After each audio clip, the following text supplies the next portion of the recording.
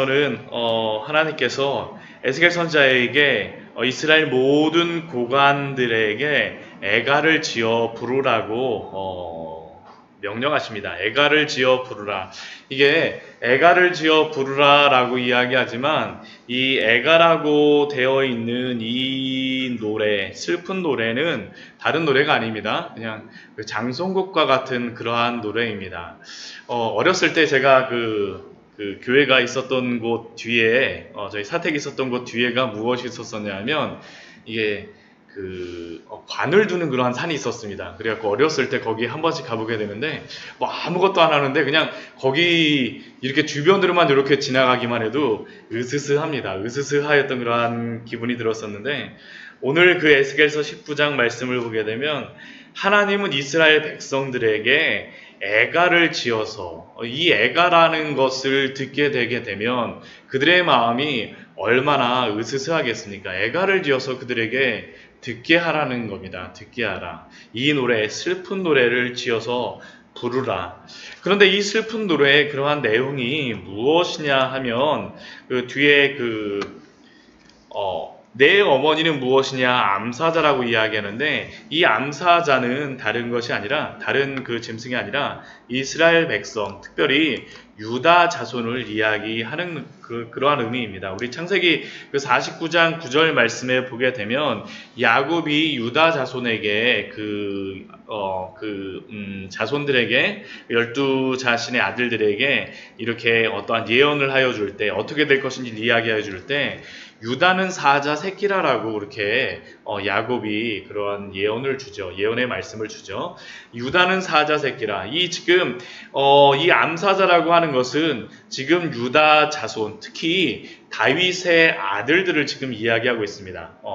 그러니까 이 유다의 자손들, 다윗의 그러한 자손들, 그러니까 왕가의 그러한 이야기에 대한 그러한 애가를 지어서 부르라는 겁니다. 그런데 그 다윗의 그러한 자손들, 그 자손들에게 어떠한 일이 있습니까?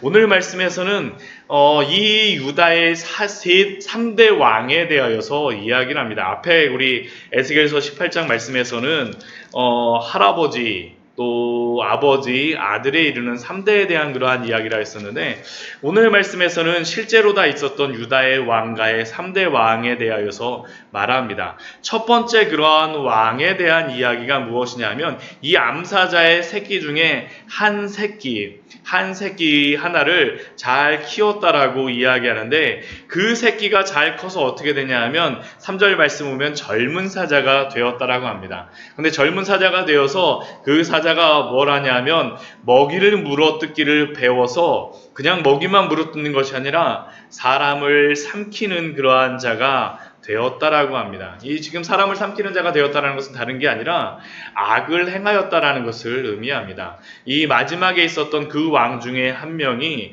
왕이 되어졌을 때 자라서 왕이 되어졌는데 하나님의 말씀을 잘 따르는 그런 왕이 되기보다는 하나님의 말씀을 따르지 못하고 오히려 악을 행하는 그러한 왕이 되어서 이스라엘 백성들을 삼키는 그러한 왕이 되었다라는 것이 바로 이러한 3절의 말씀입니다. 그런데 이러한 그 악을 행하는 왕에 대하여서 어떻게 행합니까?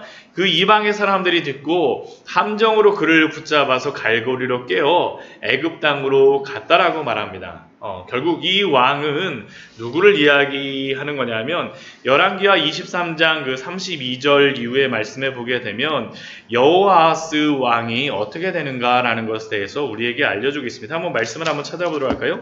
오늘 그 말씀을 보게 되면 이 열왕기하에 나와 있는 그 세 명의 왕에 대한 그러한 이야기인데 열왕기하 23장 32절 말씀을 우리 같이 한번 보도록 하겠습니다. 23장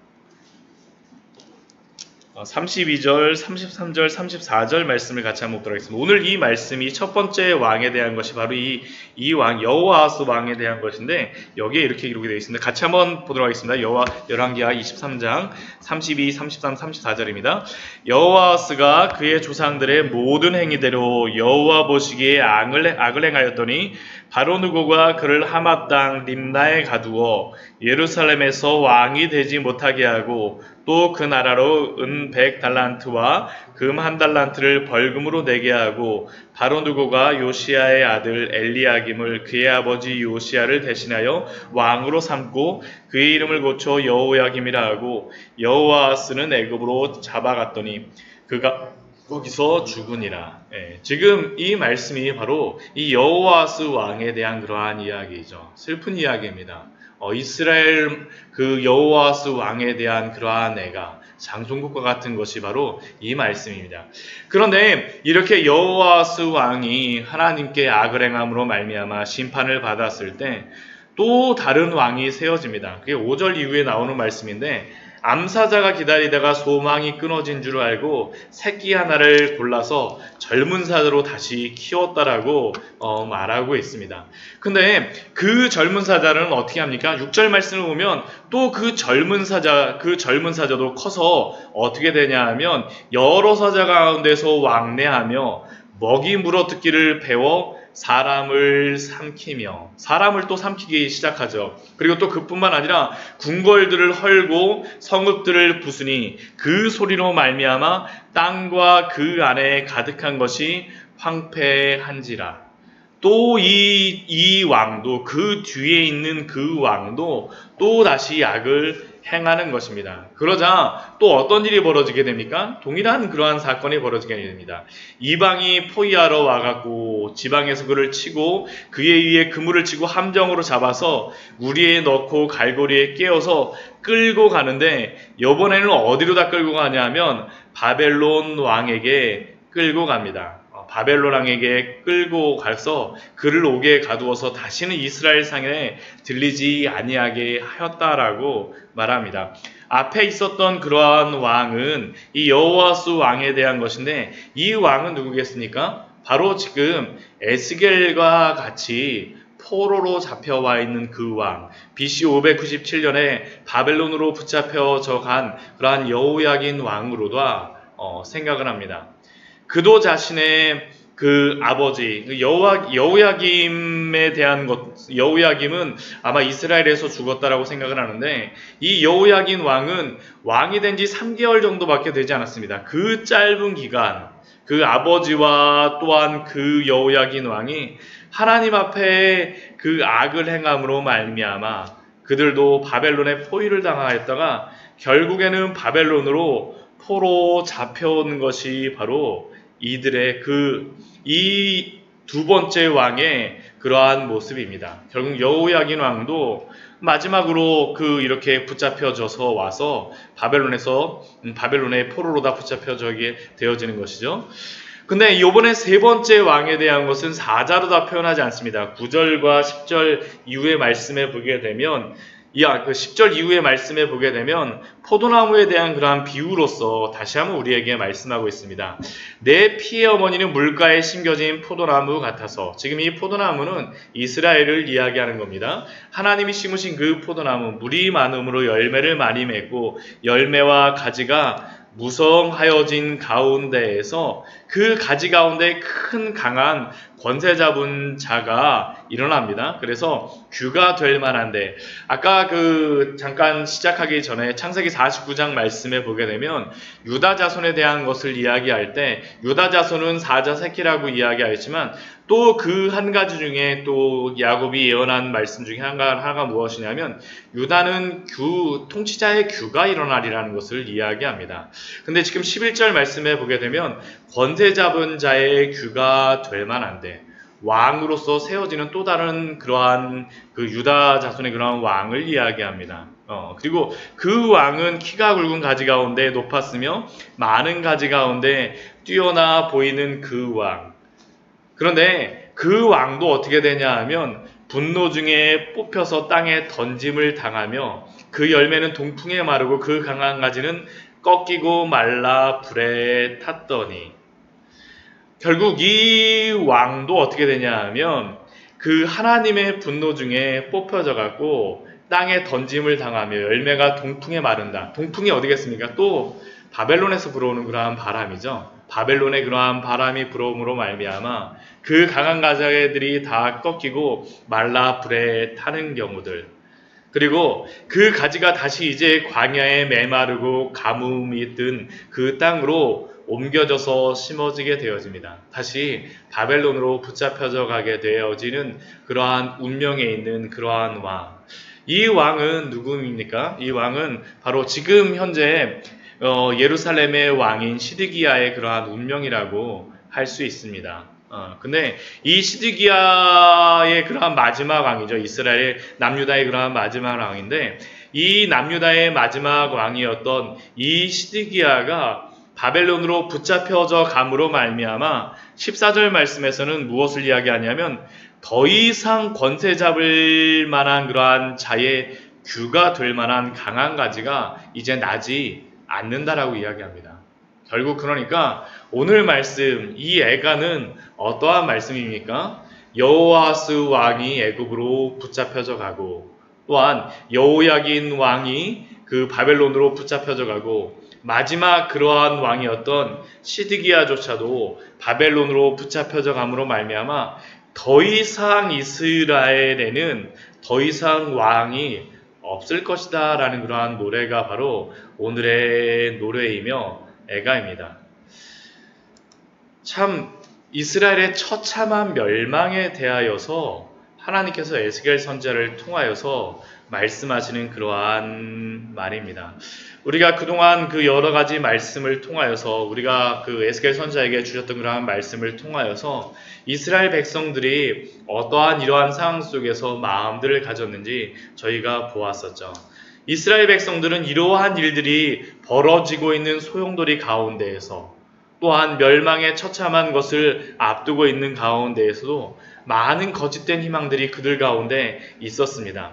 하나님이 곧 구해주실 것이라고 하는 거짓 선지자들의 평안을 외치는 그러한 소리도 들었었고 그 가운데 헛된 그러한 소망도 가졌었고 또 어떠한 경우에는 예루살렘 성은 하나님의 도성이기 때문에 결코 무너지지 않을 것이다라고 하는 그러한 확신 속에 무조건 예루살렘 성에 올라가야 돼. 그러면서 땅도 사고 집도 짓는 그러한 헛된 그러한 소망도 가졌었고요.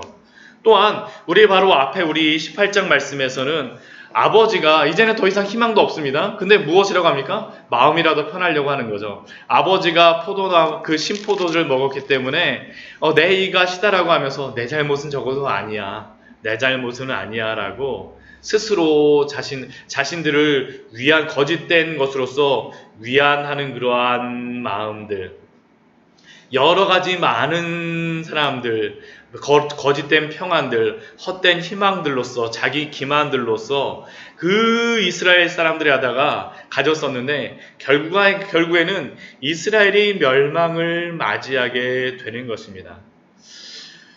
오늘날 이 시대에도 많은 그러한 헛된 소망과 헛된 위안과 헛된 만족을 가지고 그 마음을 품으려고 하는 그러한 시대인 것 같습니다. 요즘에도 제가 뭐 가끔씩 이렇게 주변에 이곳저곳 다니면서 그냥 가고 그냥 무조건 이야기를 합니다. 근데 이제 조금 약간 친해지고 말들이 이렇게 좀 통하다 보면 속 이야기들을 조금씩 해주세요. 그러면서 무슨 이야기들 하냐 하면 요즘에 장사도 안 되고 뭐 이런 이야기들도 하면서 뭐 어떤 분은 이런 얘기도 하시더라고요.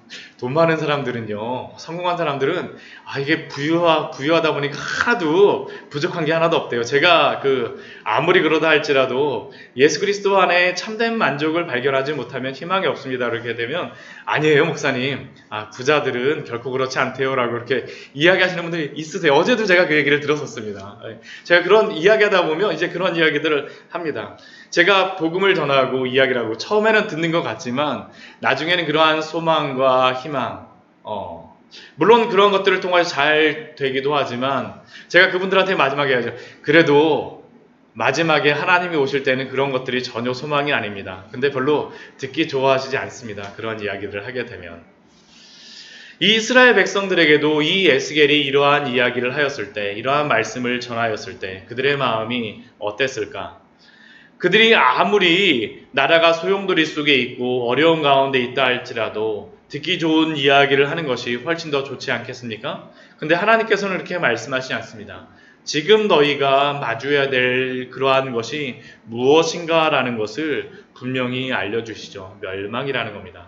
그러나 우리가 이렇게 멸망을 말씀하시는 그러한 중에 이스라엘 백성도 그렇고 우리들도 그렇고 우리가 놓치지 말아야 될 그러한 것들이 무엇일까요? 그것은 국가적인 이러한 이스라엘 백성들은 실패할 것이지만 하나님의 뜻과 도모는 결코 실패하지 않으리라는 것이 아니겠습니까? 사람의 마음에는 많은 계획이 있다 할지라도 그러나 잠언 말씀에서 무엇이라고 말씀하십니까? 오직 여호와의 뜻만이 완전히 서리라. 사람의 계획은 아무리 엄청나고 아무리 위대하다 할지라도 그 위대하였던 나라들 중에 망하지 않은 나라가 있나요? 없습니다. 그러나 오직 여호와의 뜻만은 완전하여서 이 역사 가운데 지금도 흐르고 있는 것을 우리는 보고 있지 않습니까? 지금 오늘 말씀에서 보게 되면 이 마지막에 포도나무의 비유를 통하여서 이스라엘 민족들은 멸망할 것들, 더 이상 권세를 잡을 만한 강한 규와 가지가 나올 것이 없다라고 말씀하십니다. 그러나 이 포도나무의 비유는 이것으로서만 말씀하시지 않죠.